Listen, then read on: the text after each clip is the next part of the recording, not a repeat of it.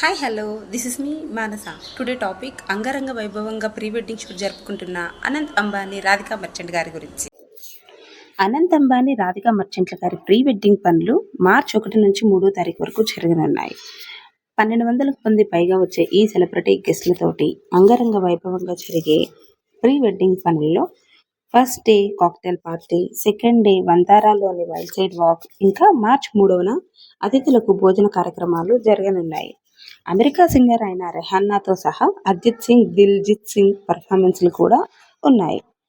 ఇక Radhika Merchant Encore health care CEO అయిన Viren merchant గారి రెండవ కుమార్తె.